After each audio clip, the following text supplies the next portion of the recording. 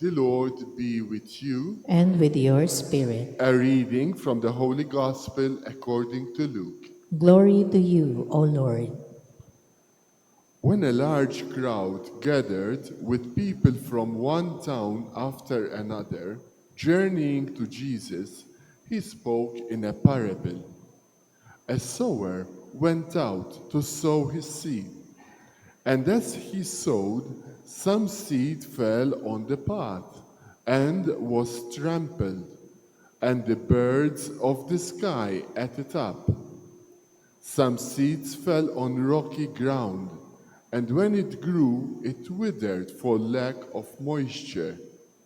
Some seed fell among thorns, and the thorns grew with it and choked it. And some seed fell on good soil, and when it grew, it produced fruit in 100-fold. After saying this, he called out, "Whoever has ears to hear ought to hear." Then his disciples asked him what the meaning of this parable might be. He answered, "Knowledge of the mysteries of the kingdom of God has been granted to you, but to the rest they are made known through parables, so that they may look but not see, and hear but not understand." This is the meaning of the parable. The seed is the word of God. Those on the path are the ones who have heard, but the devil comes and takes away the word from their hearts, that they may not believe and be saved. Those on rocky ground are the ones who, when they hear, receive the word with joy, but they have no root. They believe only for a time and fall away in time of temptation. As for the seed that fell among thorns, they are the ones who have heard, but as they go along, they are choked by the anxieties and riches and pleasures of life, and they fail to produce mature food. But as for the seed that fell on rich soil, they are the ones who, when they have heard the word, embrace it with a generous and good heart and bear fruit through perseverance. The Gospel of the Lord. Praise to you, Lord Jesus Christ.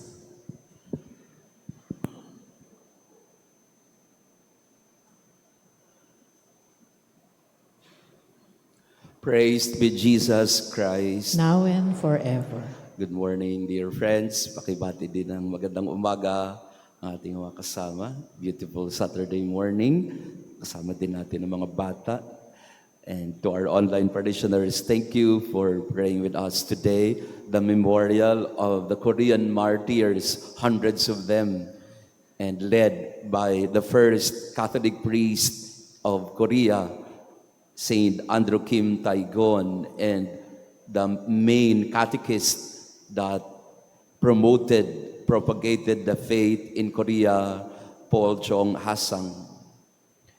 And if you were with us in our pilgrimage last Easter, we went to the shrine of Saint Andrew Kim Tae-gon in Bulacan, in Lolomboy. Headline ngayon ng Bulacan, no? Dahil sa mga flood control at mga engineer. Pero merong magandang nangyari naman sa Bulacan. Doon naman nagstay, nag-aral for some time si Saint Andrew Kim Tae-gon before he went back to Macau and ordained in Shanghai and went back to Korea. Ang ganda ng kwento ng Korea, the Korean church, because the faith was introduced to Korea not by missionaries or priests. The faith was brought by lay catechists who bought some books in China, and then they read about the Bible, they read about Jesus, and they brought the faith to Korea. So yung mga nagdala ng pananampalataya sa Korea ay hindi mga pari o misyonero, mga laiko na mga katekista na nagturo tungkol sa pananampalataya. And basically the faith of the Korean people just started in the 19th century, 1800s and thereabout. No? Pero kung pupunta kayo ng Korea ngayon, napakaraming mga Katoliko sa Korea. In fact, if you talk about vocation or priestly religious vocation, mas marami pa, sabi nila, mas dumadami pa ang mga Koreanong pari kaysa sa mga Pilipino. In fact, in Seoul, if I'm not mistaken, Seoul has around 1,000 priests. Na dito po sa Maynila, 300 lang kami. And also, this coming 2027, they will be hosting the World Youth Day. So the church in Korea right now is flourishing together with Vietnam and even Indonesia. Ang Pilipinas, ayun, korap. Kaya tamang-tama po yung ebanghelyo natin dito sa araw na ito. The gospel talks about the parable of the sower. It is not really about the gift or the seed that is sown. It is really about the soil where the seed is thrown. Pagka mataba ang lupa, which is the human heart, the faith will flourish. The Word of God will flourish.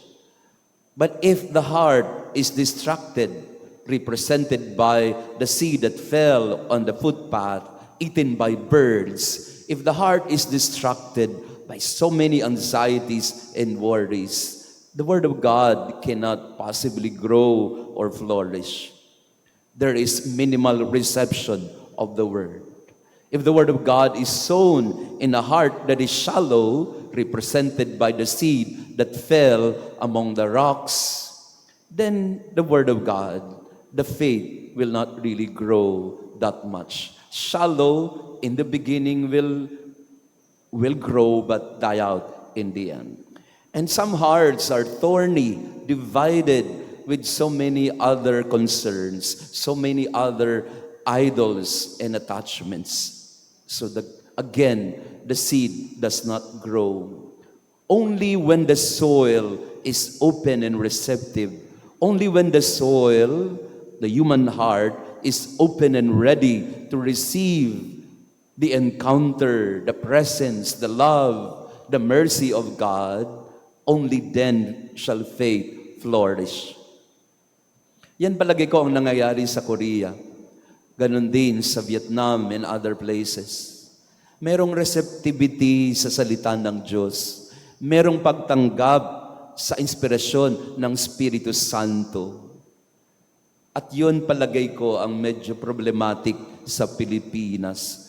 The soil has become so hard and thorny and distracted. The soil has become so shallow that the faith cannot take root anymore. Kaya dito sa mga bata na nandito, no? Mga kabataan natin, open your heart to the Lord. Buksan ang inyong puso sa Panginoon. Huwag lang puro Mobile Legend or Roblox o kung ano-anong mga online games. Open yourself also, buksan ang inyong puso sa Panginoon. To listen to His Word, to His voice. The Lord is a generous sower of gifts. We are not the sower of gifts, but we can be the soil where the gifts can grow, where the Word of God can flourish. We are the soil. We are not the sower. The sower is God. Ang Panginoon ang nagpapahayag o nagpaparami ng kanyang salita. Pero tayo ang tumatanggap. Sa mga bata, no? Ito, these are all, many of you, nag-experiment ba kayo sa science ng ng paano magpalaki ng munggo? 'Di ba? Ganyan ang ako when I I was in grade school, yan mga eksperimento, 'di ba, ng mga teacher in science. O make this mungo seed grow. O mga bata, nag-experiment na ba kayo diyan? No, nagtanim kayo ng buto ng munggo, tapos hihintayin mo ilang araw. Yan. That's the beauty of our gospel today. It is similar to that science experiment. We sow the seed, but we have to water the seed. We have to expose it to sunlight. We have to cultivate the soil, fertilize it even if you want it to grow. But if you do not nourish or cultivate the seed, pag pinabayaan mo yan, kahit munggo yan, hindi tutubo yan dahil hindi mo inaalagaan. Ganon din ang pananampalataya. Our faith is like this mungo seed in the science experiment. If you don't cultivate it with the Eucharist, with the sacraments, with reading the Bible, with praying every day, if this is not cultivated, the faith will die out. Let us be like the Korean martyrs and the Korean church. Let us be receptive to the word of God. The question is not whether God is giving us the gifts or the seeds of hope, of love, of strength, of generosity. It's not a question of gifts being wanting. It's a question really of, do we allow the gifts to flourish or grow? Mga bata, lalo na yung mga scholar natin. Yan, if you indulge me, I'd like to talk to our scholar ni Maria. Maraming salamat po sa inyong pagsuporta sa mga batang ito. Nandito sila ngayong umaga. Mga bata, binibigyan tayo ng mga benefactors natin ng tulong. No? Monthly, meron tayong 1,000. I don't know kung natatanggap nyo lang. I'm sure natatanggap nyo yung mga allowance ninyo. At lately, meron tayong pa-cake, di ba mga bata? Yung mga may birthday, binibigyan natin ng cake. So people are very generous to you. Taas nga ang kamay ng mga batang nandito. Gising na ba kayo? Ayan. So people are very generous to you. Mahal kayo ng mga parishioners natin, mga bata. Ang dami nilang binibigay sa atin. And we can only be grateful to that, for their generosity. But we need also to reciprocate that generosity. Kailangan nating ibalik din sa kanila yun. Mag-aral tayong mabuti, makinig tayo pagka may mga misa, o kaya pagka may mga formation tayo at pag-aaral. Let us learn to be more active and participative. Okay ba yon? Naging children's mass na ito. Ang dami ritong senior, pero gawin natin children's mass. So, young or old, we are called to become the good soil that is receptive to the grace, to the blessing, the superabundant blessings of the Lord. It's not really a matter of how generous God is. That cannot be doubted.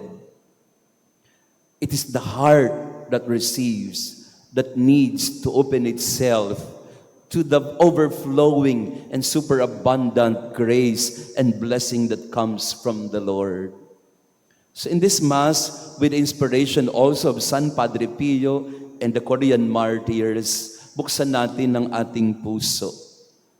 God is a generous giver and sower of gifts. Let our hearts become the soil that receive with so much openness and humility. Praise be Jesus Christ. now and forever. Maraming salamat sa inyong pagdalo sa ating banal na misa. To our visitors and pilgrims, thank you for praying with us. Andito po sa atin ng mga kabataan natin, lalo na mga scholar ni Maria. Again, let me thank all of you who have been very supportive of this scholarship program. Salamat po sa inyo. No? For 10,000 a year, natutulungan natin ang bata na makapag-aral. 1,000 a month, no? Kung tutuusin, isang Jollibee lang po yan or ano yan. So maybe you want to be part of this scholarship program, you can adopt the children. We have around 200 plus students, no, na tinutulungan natin at sa inyo pong generosity, mga batang ito ay nabibigyan natin ng guidance information. Yan, mga bata, kayo naman, maraming mga mababait, no, na parishioners na tumutulong sa atin, sa inyo, kaya mag-aral lang mabuti. Ha? Taas nga ang kamay ng nag-aaral lang mabuti. Ayan, very good. Taas ang kamay ng may line of 75. Hindi very good yan. Ayan, so mag-aral lang mabuti para tayo ay magkaroon pa ng mas maayos na kaalaman, no, at magandang kinabukasan. After the Mass, we will have our SMG word. Maiksi lang po at tayo po ay sama-sama ding magnilay. We will touch on the prayer of San Padre Pio. Fiesta niya ngayong darating na Tuesday. I invite you for the feast day of Saint Padre Pio. Let us celebrate the Mass together at 7 a.m. of Tuesday. The Lord be with you. And with your spirit. And may our loving God bless you and your family, the Father, the Son, and the Holy Spirit. Amen. Our Mass has been offered. Go in peace to love and serve the Lord. Thanks be to God.